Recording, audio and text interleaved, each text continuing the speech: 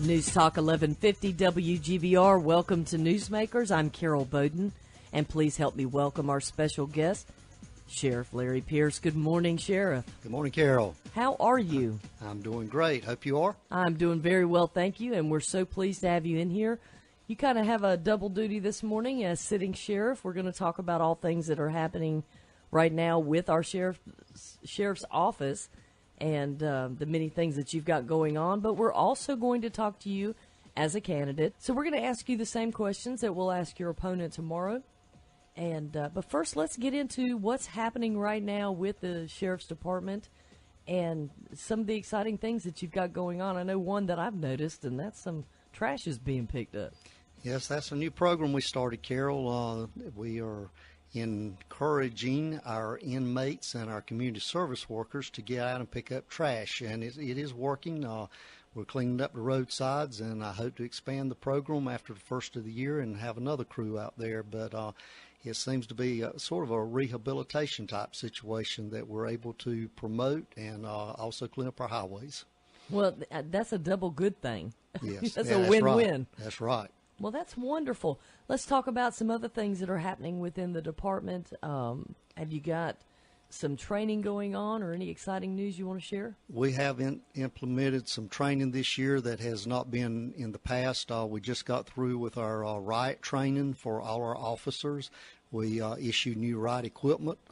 Hopefully we'll never need it, but looking at Ferguson and how that city has had to maintain the peace, it has been a situation of a riotous situation, so we have trained in that. We've had the Bulletproof Leadership, which is a nationally renowned program for our lieutenants and above, and there's a lot of other training that we have on the books scheduled. We've made some promotions in the recent past, and so we've got a lot going on, and I'm real happy with the way we're progressing. Well, you definitely have been on the go since you stepped into the office, and it's rather apparent, I think. Well, thank you. Well, let's jump into the political side of things for a moment, and even though you hate to think of it as politics, that's exactly what you're involved in right now with this campaign, and so that's kind of doubling your duties. So first question I want to ask is, why do you want to run for sheriff again, or run for sheriff and remain the sheriff in Wayne County? Well, it's been a lifelong dream of mine to be the sheriff. I've always enjoyed law enforcement. I've been in law enforcement since 1982. I actually ran for office in 1994, and at that time I lost the election.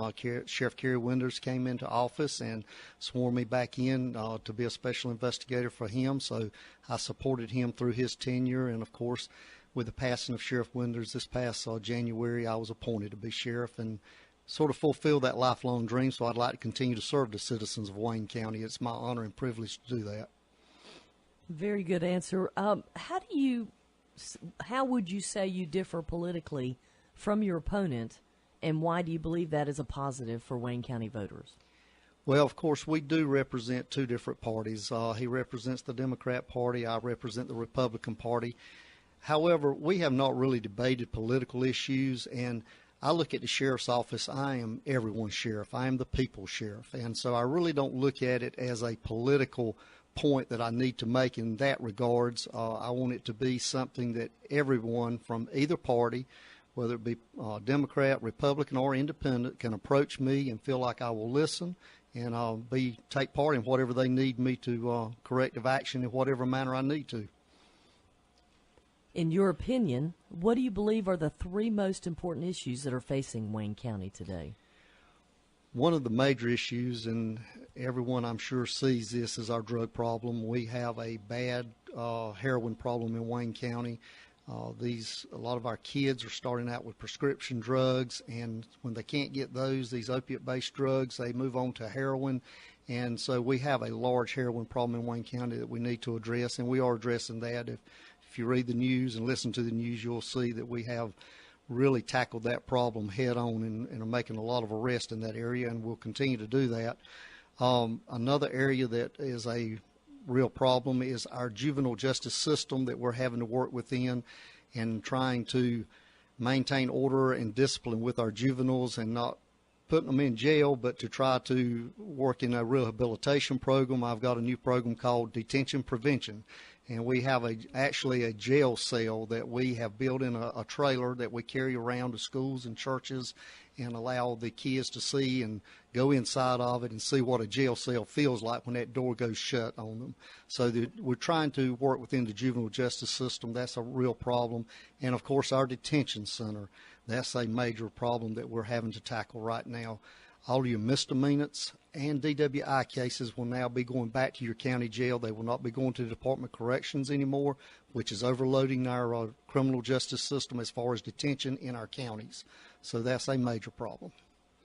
The detention prevention, that has to be an eye-opener for some of these young kids. Yes, and we're real proud of that program. Major Greenfield, who is in charge of our detention center, he has helped me develop that program, and we're looking forward to presenting that, like I say, in churches and schools, and hoping that will show kids, what it's going to be like if you get detained and have to go to jail.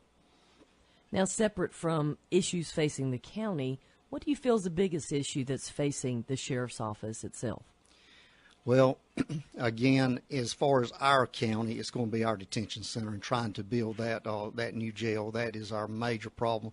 And statewide, it's going to be the misdemeanor and DWIs that are being put back on the sheriffs to maintain their detention in your county jail, where they used to go to the Department of Corrections. They're all being put back in your local jail now, and it is a real problem for our sheriff's offices throughout the state. So you've just talked about some of the answers, I think, that would apply to this next question, what your strategy is for combating crime in Wayne County. You've talked about the continued drug task force involving heroin.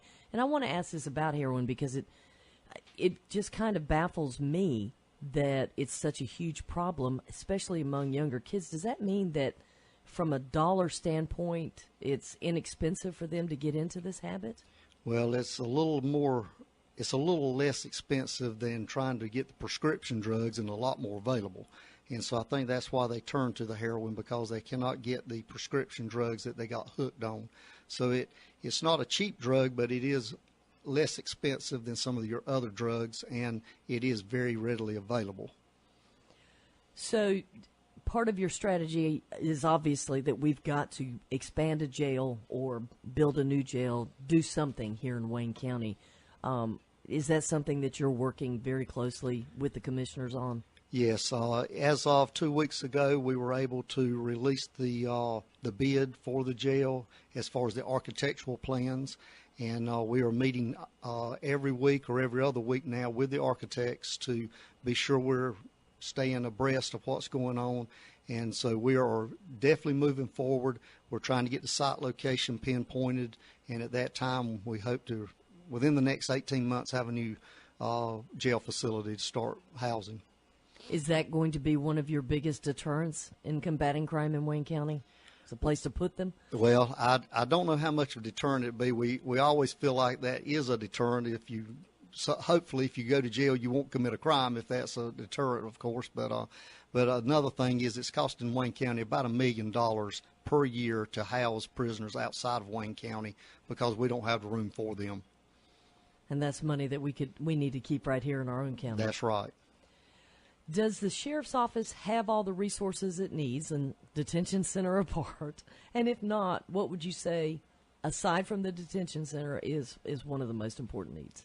I need a few more patrol deputies. I would like to add 2 more to our shifts to, of course, combat crime on a daily basis, and also our school resource officers. I'd love to put some more of those in our schools. We do have all our high schools now manned full-time, but our junior high and elementary, some of those are still having to be part-time.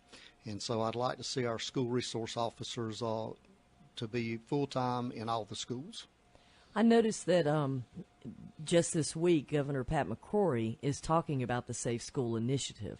How does that play into your daily routine in terms of what they hand down from the governor's office?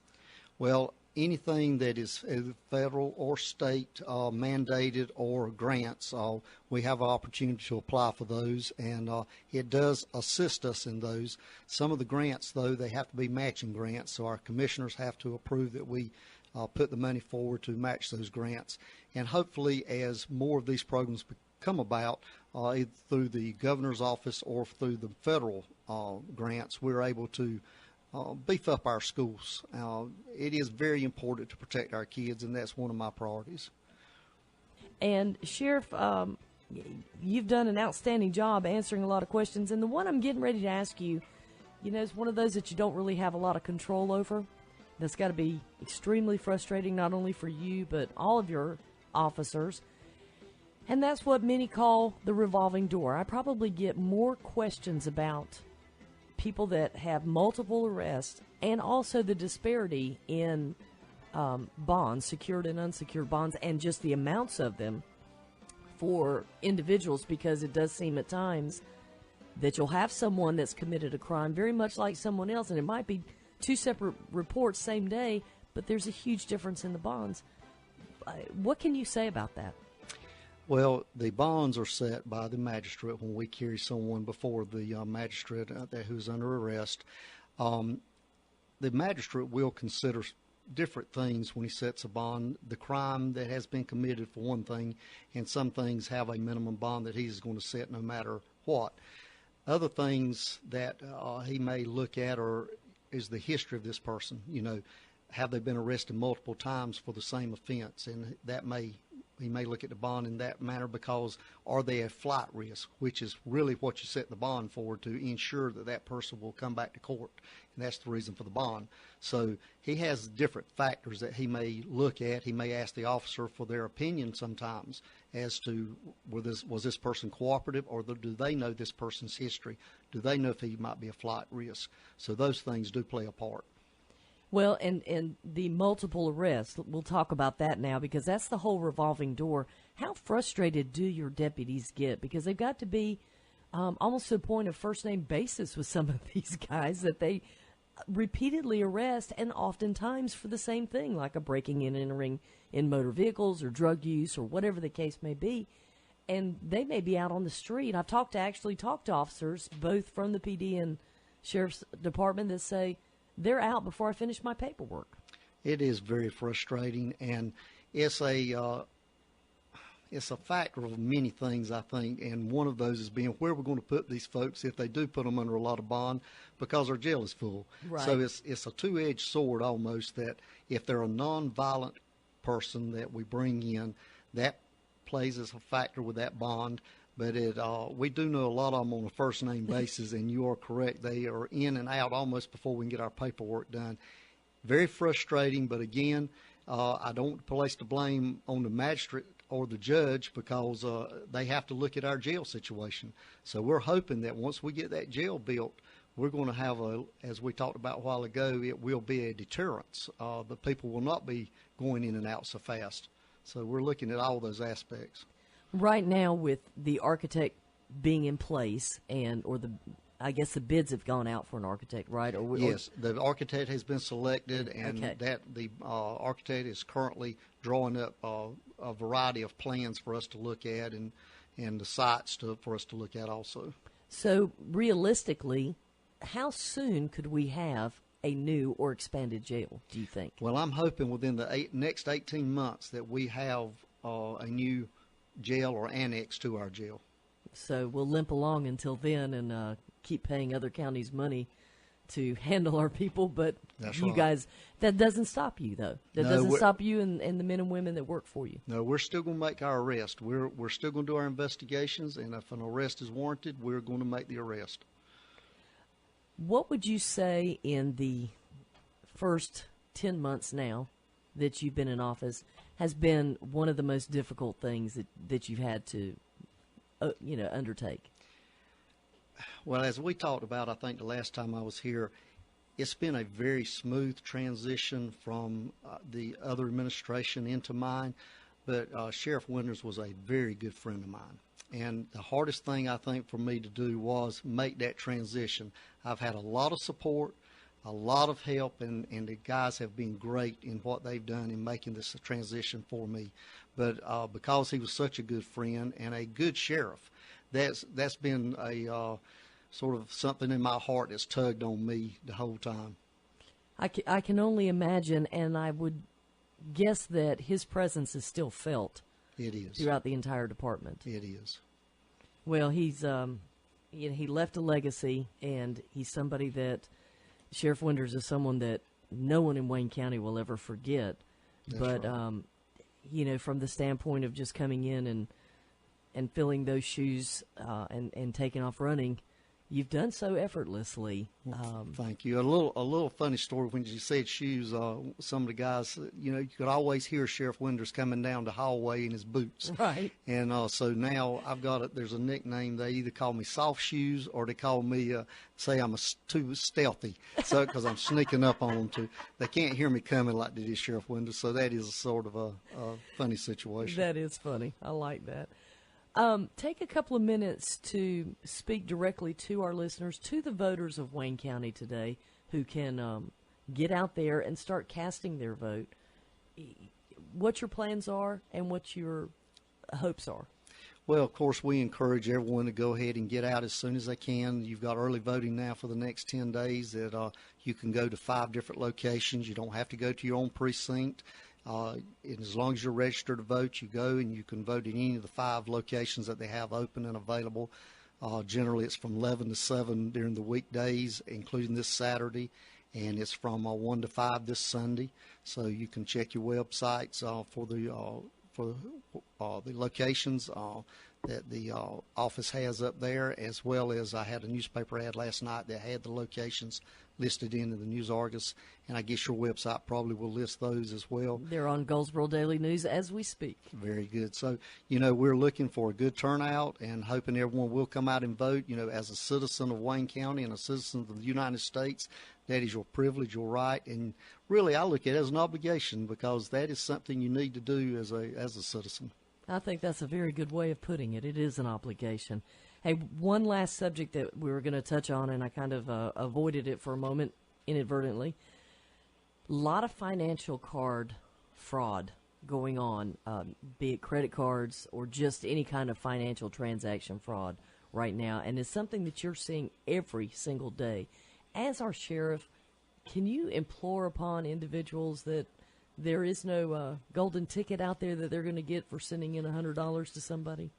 Yes, and I wish it was only $100. Sometimes people are sending in. It is amazing. It's almost a daily thing that we're taking reports where people are giving up their credit card numbers for hundreds of dollars, hoping to get back hundreds of dollars from a scam.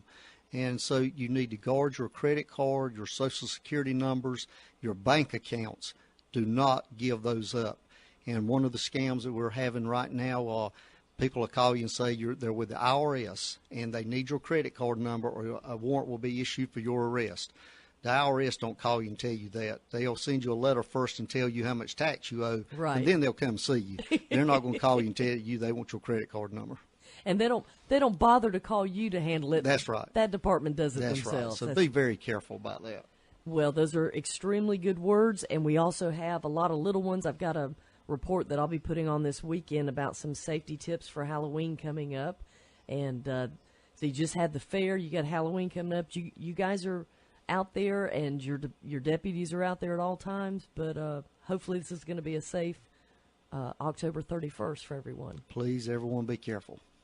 Well, I cannot thank you enough for coming in today, and we appreciate you being a public servant and giving so much of yourself to this county, and dedicating yourself like you are. And I appreciate you coming in today. Thank you, Carol. It's my honor and pleasure. All right, that's going to wrap it up with our sheriff, Larry Pierce, and candidate Larry Pierce for the office of sheriff. Tomorrow we will have his opponent, Glenn Barnes, coming in to speak with us as our final interview this week. And then next week we're going to interview Assistant District Attorney Matt Delbridge as he is running for District Attorney. Whew, a lot to keep up with. Hey, as the sheriff said, it's your obligation, it's your right. Get out and vote. And while you're at it, go out and make it a great day.